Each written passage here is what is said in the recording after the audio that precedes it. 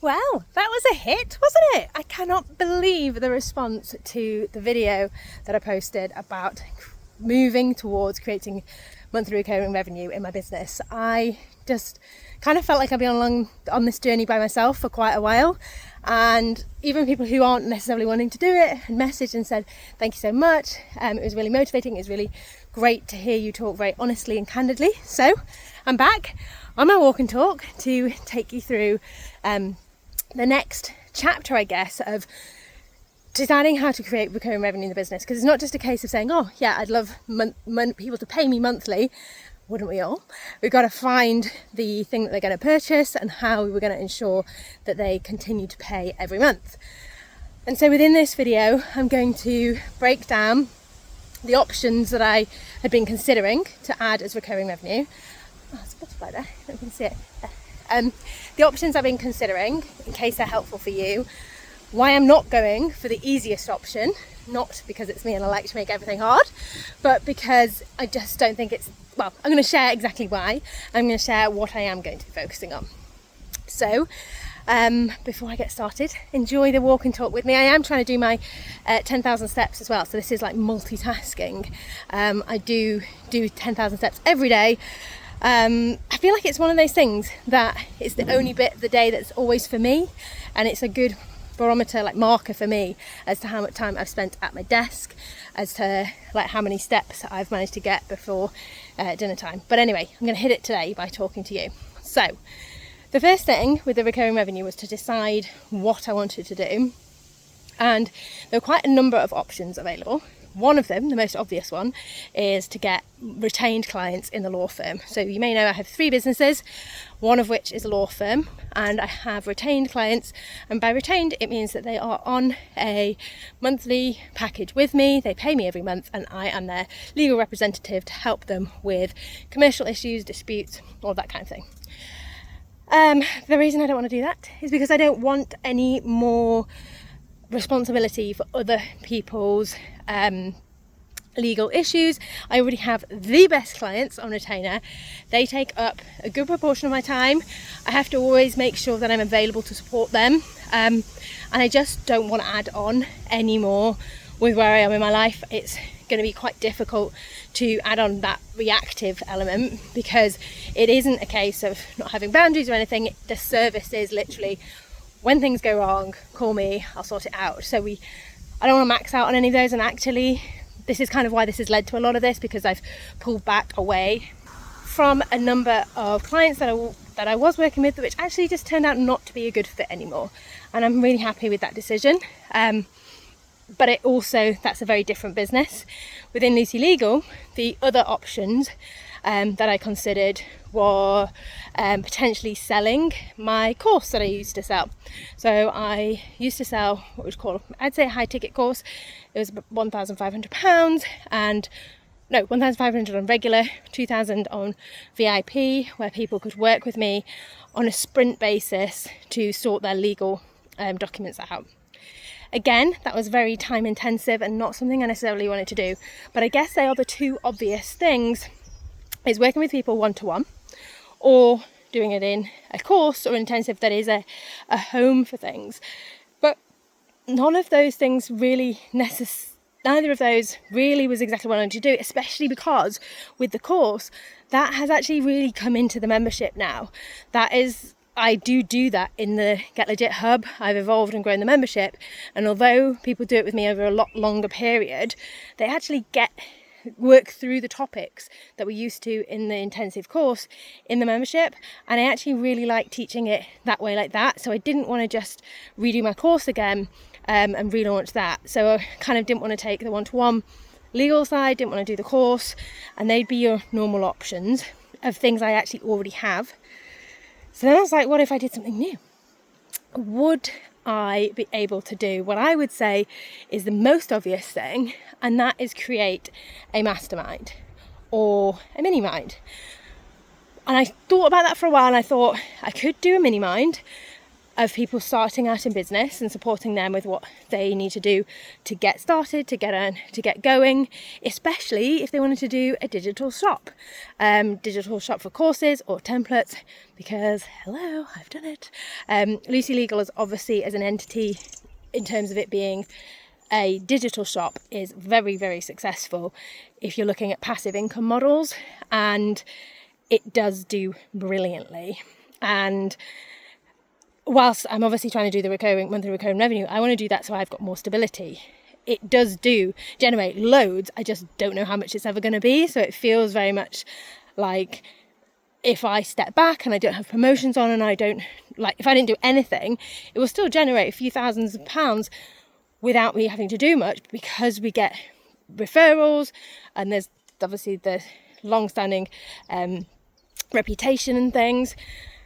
But I kind of was like, if I want to teach people this, I've never taught it before. I'd have to create a curriculum. I'd want to test it, because I really don't like it when people do things that they haven't tested, which brings me on to another idea that I had. So I was like, okay, there's the potential there for teaching people how to sort of create an online digital shop. But the other option was the mastermind option. And to be honest, this is the one I thought about for a long time. This is the one that I think I know I'd be really successful at. I'd really be able to help people with their businesses by doing the business strategy side. And the reason I know I'd be able to help them is because I already do it. I do it within the membership. And I think that's why I then was like, well, I'm offering this support within the membership. And I feel like nobody really ever knows that, because I barely talk about the membership, which I'll come on to in another minute. But I feel like it's already been done. I think I'll go on to the sort of the 3 reasons in a minute, because I've got 3 really important reasons that I think you need to consider before you start launching any other product. I think that'll be really helpful to chat through. But Mastermind was up there as well. And then the other thing that I thought I could do was create either a course or a training or I don't really like the word container, but you probably know what I mean. A way that people could work with me if they wanted to have a family or sort of take time off from their business and still create incredible results, and sort of have this blended work-life balance. I'm just looking at the incredible view. So, and again, I thought about that and I thought, it's just not very me. It's just not being like I'm not like a parent blogger or anything like that. I barely talk about the children, and I know that I've managed to create the most incredible life, being able to go away, living the dream life in the Alps, because of having this business. And I know that I could teach people that, but I find it really annoying when people become an expert in something which they're not an expert in. Do you know, I don't just do the legal side of things because I just decided one day I was going to. I've spent my whole career doing this. I always knew I wanted to be a lawyer. I went to university and read law. I then did postgraduate degrees. Like, I literally am Luxe Legal. As much as I sometimes try and separate myself from the business, it is me. My initials are LAW. And every waking moment I think about legal stuff of business and ideas and things I could share and tips and all that kind of stuff. And I just feel like every now and again you'll see someone bring out a course of, like, they've had a baby for normally like 6-9 months, and they're like, this is all of the stuff I've learned, this is all of the things that I wish people had told me before, and all of it is valid and great, I'm sure, but like, they don't even know what's coming next. I feel like if I had done a how to baby proof your business course before I had my first baby, I would have done it very differently again when I had the second, because they're so different. And I think this is the thing about what you can see and buy online, is it's not simply a case of people just thinking of an idea and then just doing it, but that's what a lot of people do. So I didn't want to be that person, and so I didn't want to do that idea. So onto the 3 things as to why I didn't want to do a mastermind. I didn't want to do a mastermind because it's very, very crowded, and it's crowded by brilliant people. And I feel like you're going to say, Lucy, that's like a cop-out. Not to do something because there's too much competition is a cop-out. But it's not. It's just a case of saying, look, there are possibly people who are better at it than me, that have proven records of doing something in a mastermind setting, which I just don't have. And I was tempted to do it, and I think it would be really, really great. But the group of people I would want to attract, probably already in a mastermind, probably in the mastermind I'm in, which is a fantastic one. And I just didn't want to compete in that marketplace enough. Look at this view for days.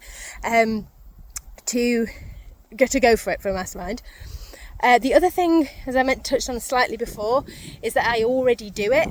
I feel like I already am somebody who gives, well, not I'm somebody, I do already teach it in my membership. So within the Get Legit Hub, I have a whole session on CEO strategy, and we go through a lot of business strategy in there.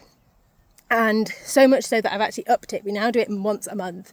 So if anybody wanted to work with me, learn about what I'd done, learn about how I juggled the things with children, learn about how I've created the online digital shop, I do teach all of that already, and I do it in a structured way, but in a way that is very much being clear and saying, this is what I do, this is what I've seen a lot of people do, but I'm not holding myself out to be a business coach when I'm doing it.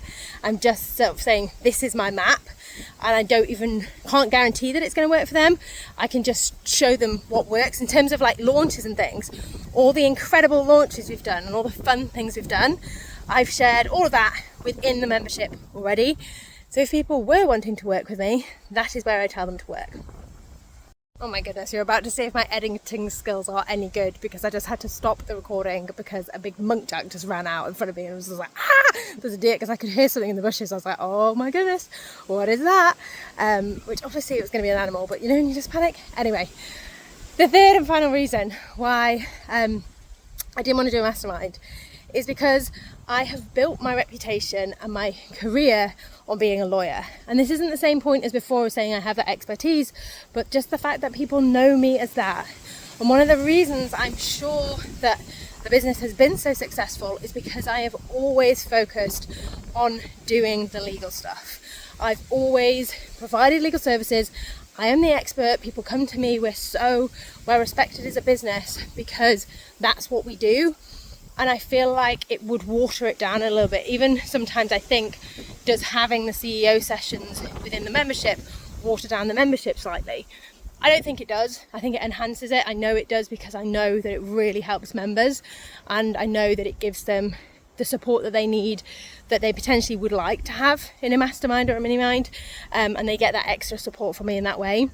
But it really stuck with me that I am the person that people go to for legal support, so that's what I want to focus on. So I then thought about new business options that I had to create a new recurring revenue product, and I had a really, really great idea. It's something that I've thought of before, and I won't share it on this video because I'm going to just refine it a little bit more.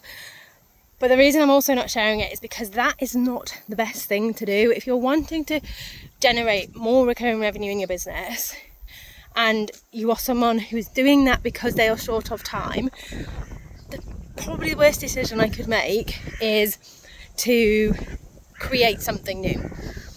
I should focus on what I've got and on selling what I already have. That kind of goes for anything. It works for any type of business that you're doing.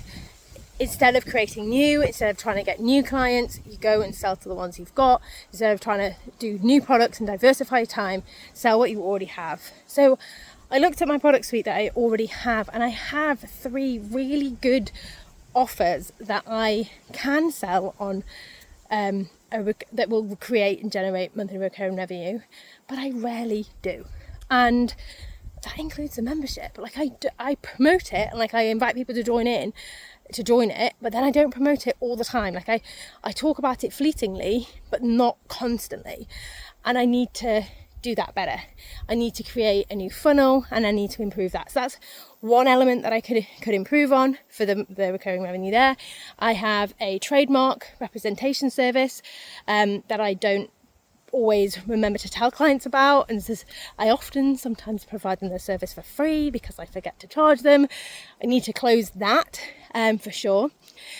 And then the third one is something that some people don't actually class as monthly recurring revenue, but that's payment plans. And I know that you're probably going to say, well, that's not monthly recurring revenue, but it's almost the same as having a mastermind, in the sense that you say to someone, a mastermind is 12,000 for 12 months, but you're going to pay me 1,000 a month. You know that people are locked in for that period.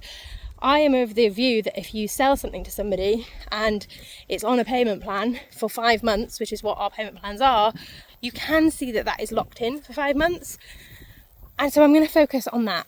I'm really going to focus on those 3 things, but the last one in particular are Luxe bundles, because they have everything in them. They are so good, into the sense that they've got so many documents in them, so much so that I know I need to review the price. I was looking at a lot of the pricing and things for a lot of this, and I'm not just going to do this by whacking the prices up, because that also goes against my morals. It goes against the business ethos.